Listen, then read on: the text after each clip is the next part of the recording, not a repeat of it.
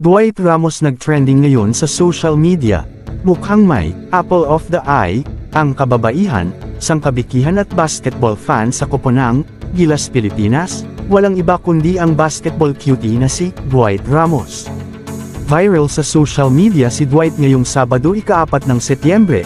Ang mga larawan ni Dwight habang sumasakay sa isang inupuhang motorsiklo sa kinuhang transportation and ride-hailing app. 25th birthday rin pala ni Dwight ayon sa post ni Bobby Ray Parks, Jr. Batay sa comment section, tila maraming gusto na lang maging rider, helmet, o kaya motorsiklo.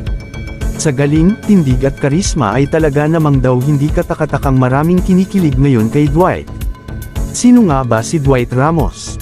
Bago pa man siya sumabak sa 2023 FIBA Basketball World Cup at tawaging Saint Dwight, ang Filipino-American professional basketball player ng Levanga Hokkaido para sa Japanese B-League.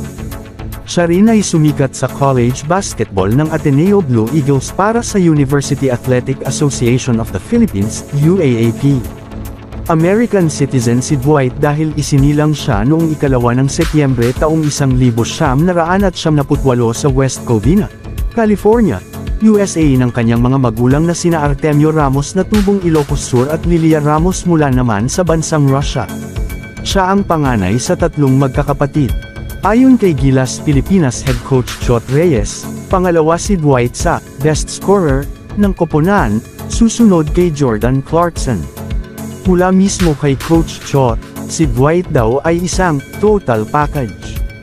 He's a great compliment to Jordan, and it's not only his scoring but everything he does. The way he defends and rebounds, everything, makes him a complete package, ani Chot sa isang panayam. Kaya naman hindi masisisi ang mga tao kung bakit kinakikiligan ngayon si Dwight, dahil sa angking husay na nga sa basketball, hindi naman kasi talaga maitatanggi ang kanyang good looks at charm. Pero sorry na lang sa mga nagpapantasya kay Saint Dwight dahil in a relationship na siya kay volleyball star Kiana Day. Happy birthday, Saint Dwight! Love you to the moon, vroom vroom, skirt skirt, zoom zoom. Ayon pa sa pagbati ni Kiana kay Dwight sa kaarawan nito noong nakaraang taon.